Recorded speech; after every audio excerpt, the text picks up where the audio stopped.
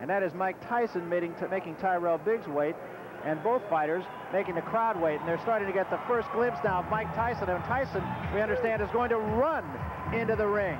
And here comes Mike Tyson now, and as usual, he is all business, draped in the 3 belts that he now owns.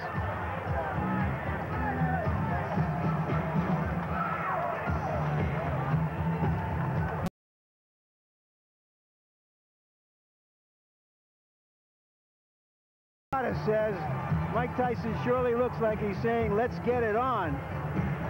He was telling us the other day that there's an expression on the streets where he was raised that say, you got to bring it to get it. And that's exactly his philosophy. It means that you can't win at the tables with your hands in your pockets. And you can't win in here unless you take some shots.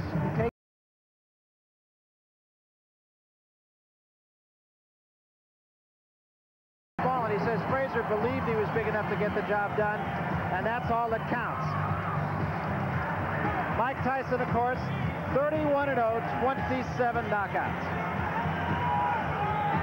Until he won the title, actually, he hadn't fought anybody more impressive than Biggs has fought to this point. Since that time, Tyson has fought a better class of fighter than Biggs has. And the crowd, again, still very much into this. 5 years difference. Mike Tyson is younger than Biggs, even though he's had 31 fights to Biggs' 15. Yeah, Barry, and Tyson, interestingly, came in a few pounds less than he has recently. Obviously, he wants to be able to keep up with the guy who's the boxer.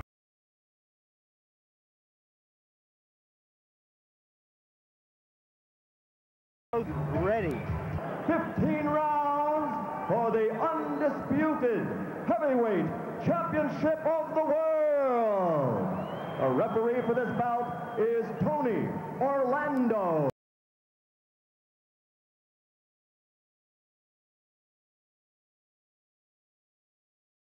Weighs 228 3/4 pounds. He's from Philadelphia, Pennsylvania. This Olympic gold medal champion has 15 consecutive victories, 10 by knockout. Introducing the #1 challenger in the world, Tyrell Biggs.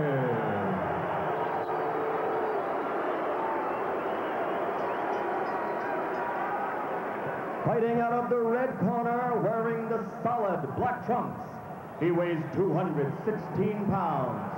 From Catskill, New York, 27 of his 31 unblemished victories are by knockout.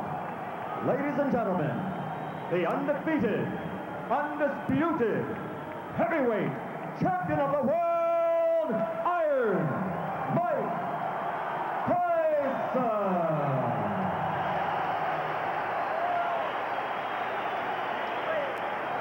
Gentlemen, you received your instructions prior to coming into the ring. Therefore, I expect a good, clean bout. Do you have any questions? Touch gloves, go back to your corner. Good luck. Barry and Ray, I wouldn't be surprised if this fight lasted a minute or an hour. I feel exactly the same way. It's one of those fights you really don't know. I believe in the opinions of many of the people who feel that Tyrell Biggs can win the fight. I don't happen to be of that school, but you just don't know. Expect Tyson to jump right on Tyrell Biggs. 3 questions that Mike Tyson really has to answer. Can he cope with a clever boxer? Can he survive a heavy puncher? And can he persevere when he's hurt? You notice right from the start, Tyson is applying the pressure, trying to slow his man down. I'm seeing more jabs from Mike Tyson than I've seen in the past. I see a lot of movement on the part of Tyrell Biggs. Good lateral movement. Those hands should be up a little higher because, again, the hand speed of Mike Tyson is very good. You have said that Biggs has to go side to side to win the fight, Ray. Go side to side, give your man angles, throw the jab like he's doing now, not to let Tyson set up.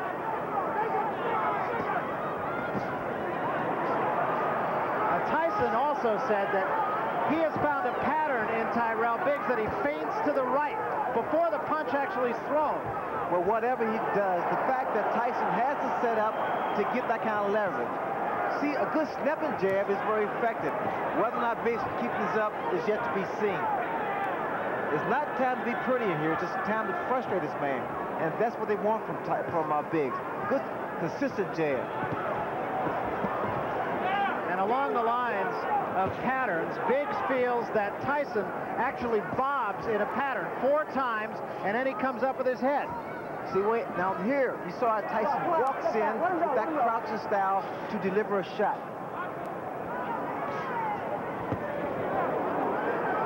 He's trying for the head. Now we see him head hunting from Mike Tyson. He can't get into that. That was a good shot by Tyson. Get off the ropes, tie your man up. That's the way. Get him back into the center ring. Use the jab again. And come with that right hand. That was a quick little overhand right by Tyrell Biggs. Biggs now is talking to Tyson. Again, Barry, he's trying to frustrate him. But I don't like his hands down that low. I don't like Biggs' hands down so low. Step back, step back, step back. No point. Step back. Because Tyson throws those looping right hands and left hooks. Keep him up, Mike. Keep him up. Body shot by Tyson. Teofilo Stevenson, and I admit it was 5 years ago, but he really bothered me. There's the hook. Again, because his hands are down. He's moving right, but he keeps his hands down too low. Tyson has very quick hands for a big man. Stevenson beat Biggs by going to the body, broke 3 ribs, as a matter of fact. A lot of water under the bridge since then. They're going to have to fix Tyson's equipment here in just a moment as it has come loose. Biggs is starting to become a stationary target, which is wrong. Right hand by Tyson. A little bit of blood inside the mouth of Tyrell Biggs.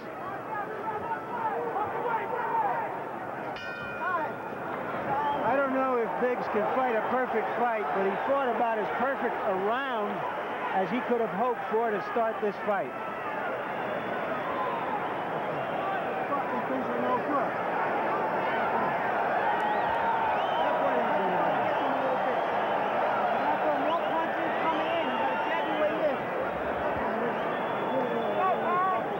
There you see our punch stat, which tells you that Tyson was not effective with the jab, and of course Tyrell Biggs is very effective with it.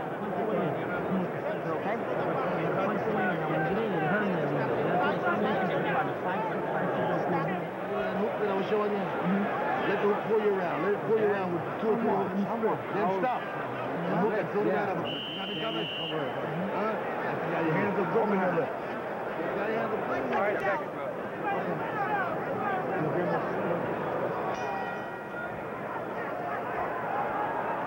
And as punch stat showed, or confirmed, that was a very good round, using the left hand as well as he can. That is exactly what Biggs must do to stay in this fight.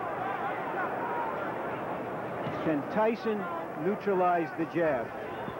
You see, Biggs was doing great the first 2 minutes of the first round, keeping that jab consistent, moving lateral, giving angles, but then the last maybe 45 seconds of the round, Barry, he stopped, became a stationary target. The hands again, which I think is a major mistake because of Tyson's hand speed. And Tyson throws his punch. He loops his right hand. He loops his hook. And Biggs could be asking for a few problems. And the thing that strikes me, actually, is Biggs did have a round and did fight according to his fight plan, but he still took some strong shots from Tyson. You see, now Biggs again, Barry, is starting to stand there and exchange toe-to-toe, like I said earlier. You can't do that. Tyson's punches come so fast with so much velocity behind them. It's devastating. Biggs has shown a tendency, actually, throughout his career, and especially later in his career, most recently, to get in there occasionally and want to slug it out when he's been stunned. And that could be suicide. And the way that Biggs is moving to his right, that's wrong because of the hook of Mike Tyson. He'll run right to the left hook. Two hands, punch out. Let him go, let him go. Let him go in there, Joe. Let him go, come on. Come on, let him go. All right, break. Step back. What I was expecting from Biggs, and in fact, they told me this, that he's been working this in the gym, was the uppercuts, the jab to go through Tyson's defense. I have not seen that yet. And the game plan was for Biggs rather to move to his left. Now he's been moving to his right, and as you said, he's been getting himself in a little trouble when he does so. Tyson's driven some tremendous shots to the body, and that's going to help bring those hands down even lower. Remember, Stevenson broke 3 ribs of Tyrell Biggs. I'm looking for a left hook, Barry. I really am, because look at the right hand of Tyrell Biggs.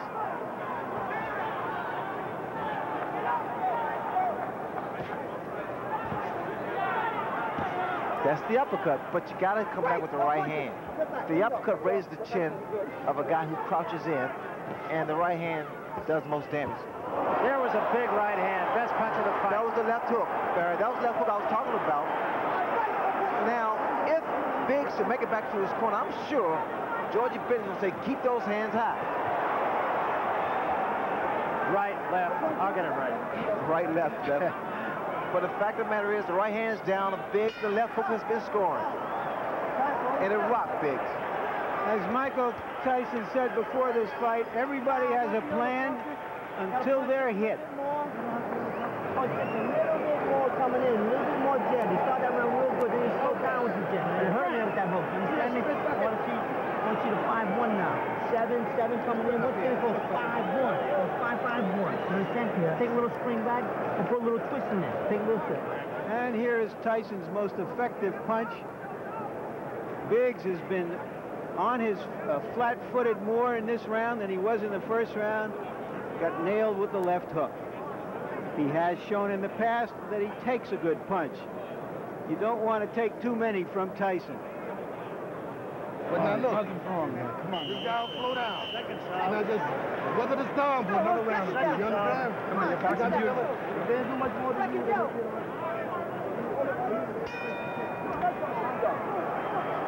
So Kevin Rooney wants Mike Tyson to jab a little bit more.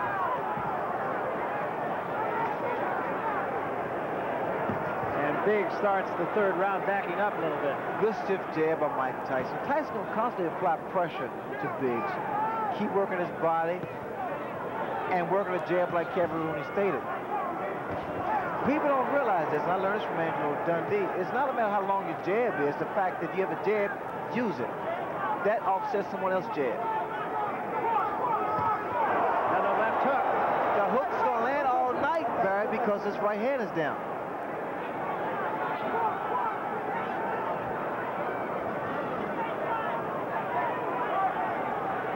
Let me show you what Tyson does when he delivers that left hook. He takes 1-2 steps in, dips, and puts his whole body, all his weight behind each punch. A lot of leverage. 1-2. You see it. Steps in. So you have to time it. You have to time his movement. 1-2. Again, same thing. 1-2. And he throws it. That was a little short left hand that did get in. Shot with the left hand.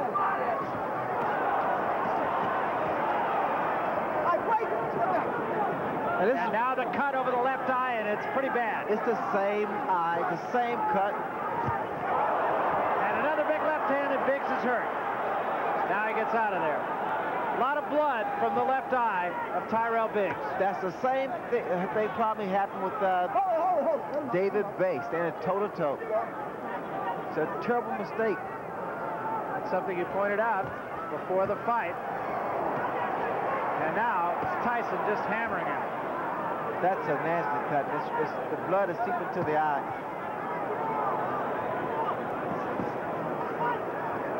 This will require a lot of work in the corner of Tyrell Biggs to stop that bleeding.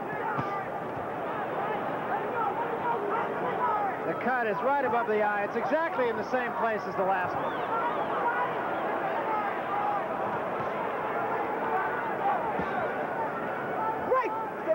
Biggs, I don't know what happened. All that gym work has gone down the drain because he's not boxing, he's not using his tools.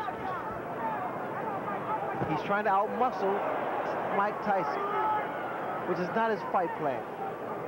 And there's a huge left hand.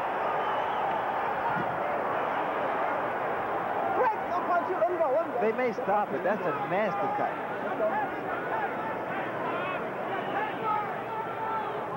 And I know don't think I have to tell you what a finisher Mike Tyson is.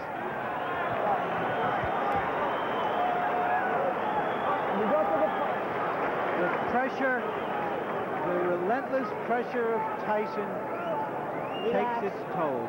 That's a big round. Hold it there, hold it there. Wait a minute, don't put it in the air.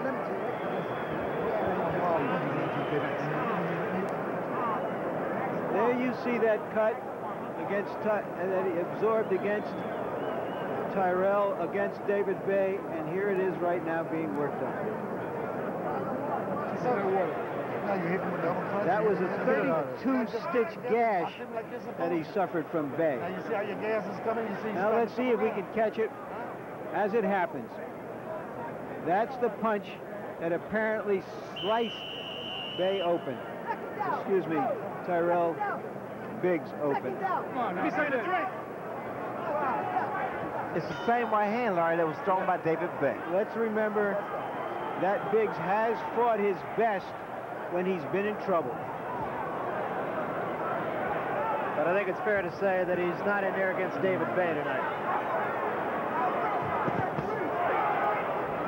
Right hand body shot and the left hand behind it by Tyson.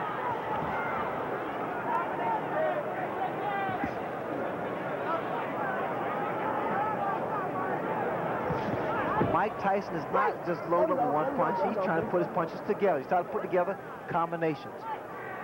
A mistake he made with Tony Tucker. Tyson Ray, to me, seems to be a little bit more patient tonight. Yes, in fact, he is a little more composed, picking his shots.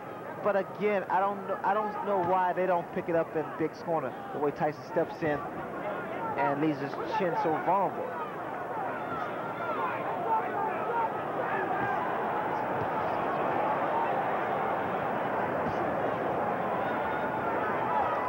The way I see it now, Mike Tyson has made Biggs fight his fight.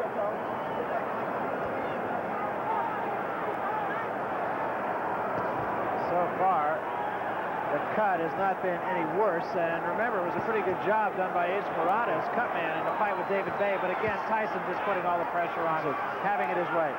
Didn't seem like Mike was a good short uppercut by Mike Tyson.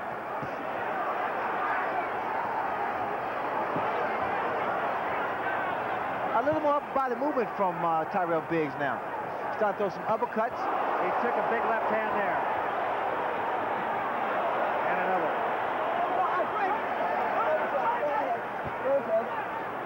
The cut is reopened again. Step back. Let him go. Step back. Step back.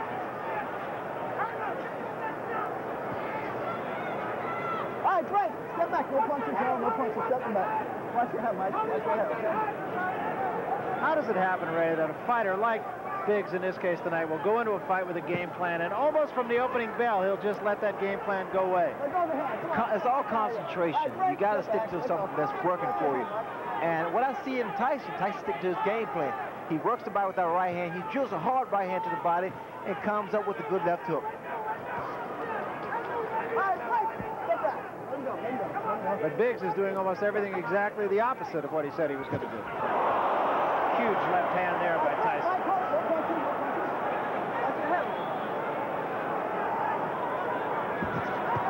And a combination by Tyson, a left and a right behind it. Let him go. Getting to be a mismatch.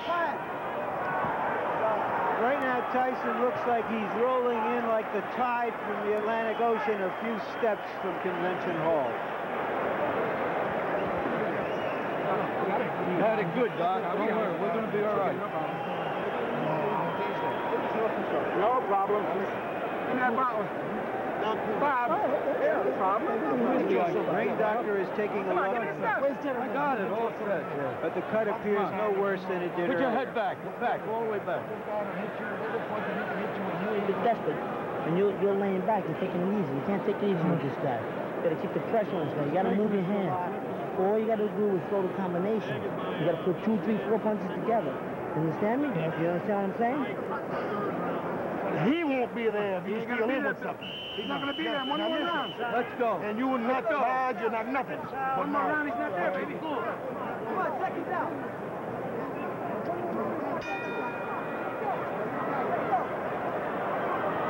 And so we start the 5th round, and Tyson is right on his man. Kevin Rooney exhorting him to throw 2 and 3 punch combinations.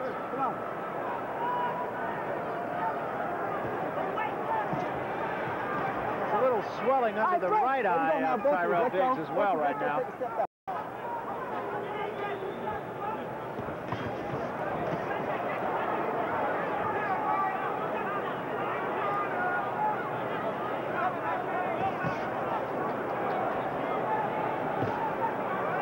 Tyrell's going to recognize himself when he wakes up tomorrow morning. I don't know what that was a second ago by Tyrell Biggs.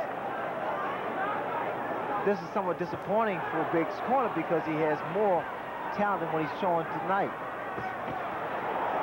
The left hooks has been consistent and very, very accurate with Mike Tyson.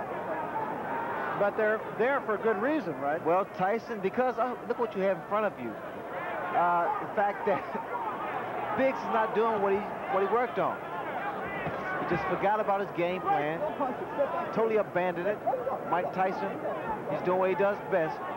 Work the body, work the head.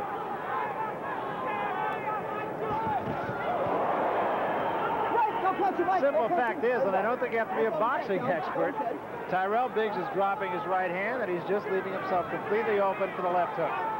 Well, I think this is a good education for the public, because the fans at home, because they're seeing what should not be done against a fighter like a Mike Tyson, or any boxer, or puncher rather, in particular. You have to be consistent, keep those hands high.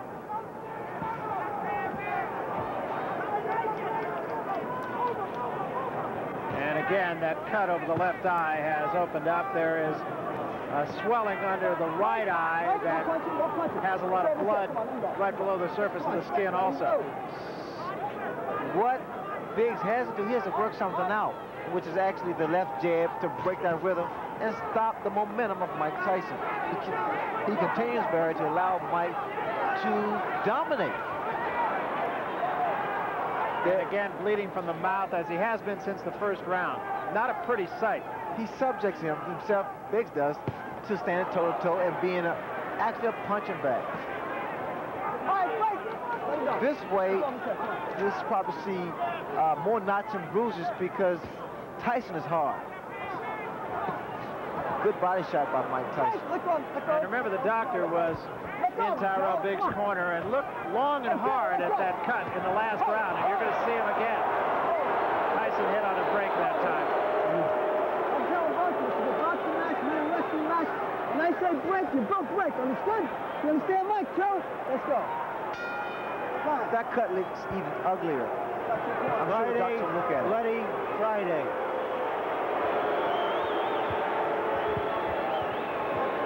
You're not doing enough. You're not doing enough. You know that? It's better than on the guy's down.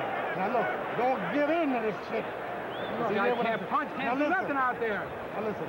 All right, but look. Hey. No, you got to break clean, man. Tell him. And keep your hands up when this guy's... Don't trust the guy. Now look. Keep your head... Are you all right?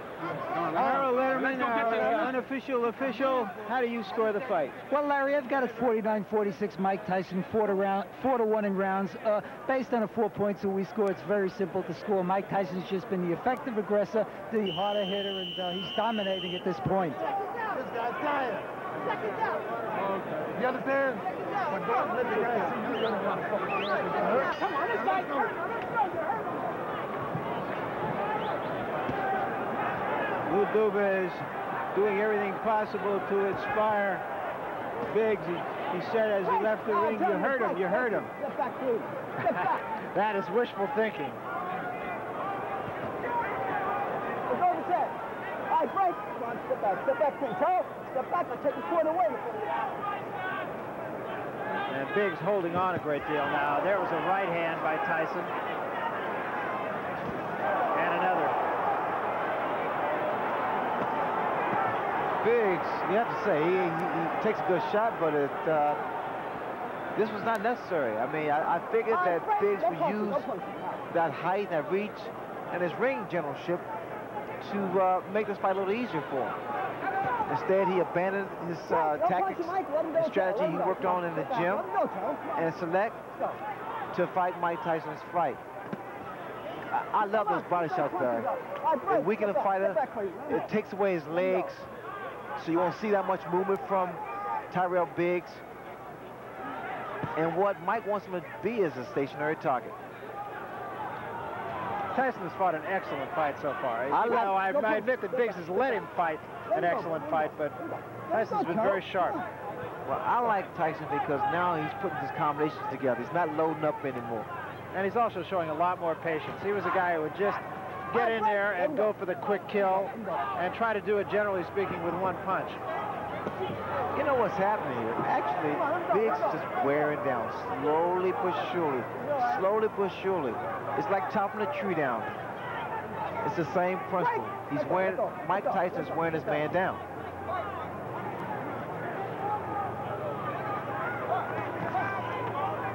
And the way you can tell this, Barry, is the fact you notice this very seldom does Biggs retaliate.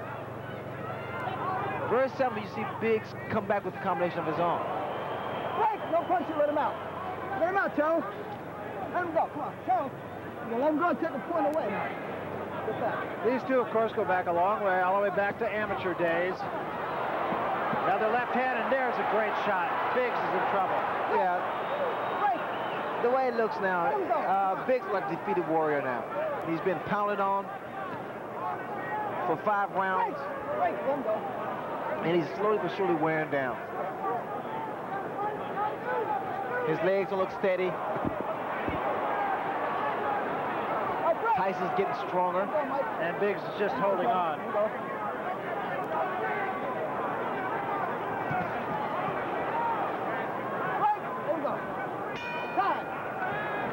Well, that made the bettors happy, if nothing else, because Tyrell Biggs has lasted 6 rounds. They say that Tyson is predictable, but so is a hurricane. What can you do about it? Well, here's something that hasn't been predictable the last couple of weeks because of the football strike, but inside the NFL will now be back because the strike has been, and I'll put it in quotes, settled. Your hosts, Len Dawson and Nick Bonacani. It's right here on HBO Thursdays at 11. More 7s like you're doing, more 7s, more 7s. That 6 is beautiful. Let's see, 6-5-1, 6-5-2-1. Get to the side, play with this guy now. You understand me? This guy's got nothing. Give him the feint, like you did before. Give him the feint. Give him a feint. Step to the side, 5. You're taking the best he's got. So what the hell's wrong with you? 5 back. Come on, this guy's gone. Now listen, come on, you're better fighting him. 5 from your chin, though. The guy can't fight inside. So if you got no legs, fight him inside if you got. Those numbers you heard were a fight combination. Customato, the mentor of Mike Tyson, used to put numbers on the different fight combinations, and Kevin Rooney is Tyson's disciple. I heard something interesting in Biggs' corner. Benton told him, his trainer said, if your legs are gone, stand there and fight him. Stand toe-to-toe and fight him. So apparently the legs of Tyrell Biggs are shot because you don't see movement. He hasn't had movement actually for the past 2 or 3 rounds. And just to further that point, in the last round, our punch stat figures, Tyrell Biggs threw 15 punches, Ray. Again, like I said earlier, Barry, he's just wearing down. You can appreciate, especially from ringside, those body attacks by Mike Tyson. I mean, he gets his whole body, a lot of leverage.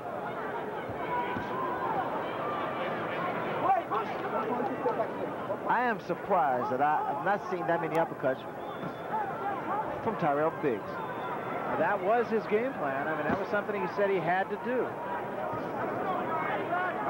All right, break. No punching. Let him go, Joe. Come on, let him go. Take the corner away from him.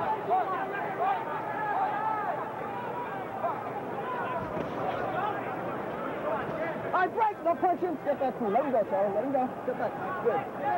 That cut, incidentally, at least for the last couple of rounds, has not shown any more blood. Hold it. Let him out. Let him out. It appears to me that Biggs was trying to time Tyson with the counter right. I noticed when Tyson comes in, Biggs tried to stand his ground and throw a right hand. Let him go, Joe. Let him go. So now that tells me that Biggs is pretty much falling to the same trap as Mike Tyson, trying for one punch. And he's never. There's a right hand that just caught Biggs off balance. Biggs is covering up a lot of times unnecessarily and just trying to protect himself. Biggs, of course, has never been known as a guy who could put a man away with one punch. He dropped Snipes with a good right hand, but he didn't put him away. An elbow there from Tyson. Kevin Rooney was telling Tyson, get a couple head fakes.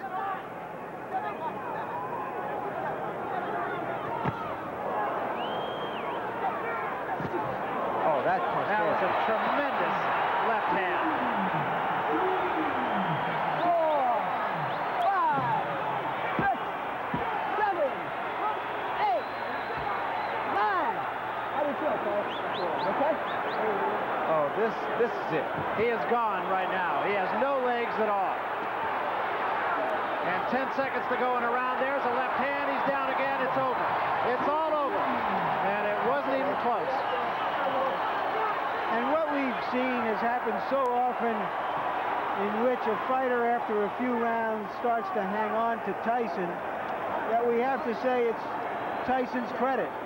He's the one who makes it happen. He makes it happen with his pressure, and no matter what an opponent's plan is, that plan disintegrates like a broken piece of crockery when it's faced with that kind of pressure.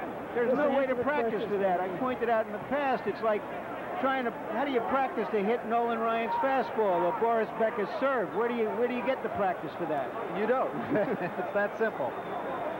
Let's take a look at the first knockdown. It was a left hand and a big one, and I feel like I'm being redundant with that, but he hit him with many big left hands, Ray. Well, look at the right hand of Tyrell Biggs. It's down, and the left hook has been landing from round 1. But the first minute or two of round 1, Biggs is doing his job, boxing. Now he becomes a stationary target. That toe-to-toe tactics proved wrong against David Bay, which he subsequently was cut. And now the same thing happened. So all we had was actually a replay of what took place. Here, Mike Tyson just wears his man down with beautiful short left hooks. It was really more his legs than anything else. He was just kind of off balance, had his legs together, just never really got it together. Here's the final knockdown now. No, I think it's the power and the fact that Mike Tyson actually wore his man down. One more look at the end for Tyrell Biggs. And Brad, let me say this for you and Larry. There is a way to stop a guy coming in, and it's with a jab. You gotta work on jabs, angles, and combinations. Yeah, and Ray, he did it for 1 round. That was it. But that was his fault, Brad. He forgot. He just gave up, and we just abandoned the tactics that would have been effective. Now, that's what I mean. As a matter of fact, and I don't mean to just blow smoke at you because you did it, but you were the only person I've ever seen start with a fight plan and stay with a fight plan and just not get away from it. Well, that's what is required against a guy with the kind of heart, determination, power of Mike Tyson. You got to be consistent. Let's get the official decision now from Michael Buffer. Mike? Ladies and gentlemen, the end comes at 2 minutes, 59 seconds of the 7th round. The winner, still the undefeated, undisputed heavyweight champion of the world, Mike Tyson!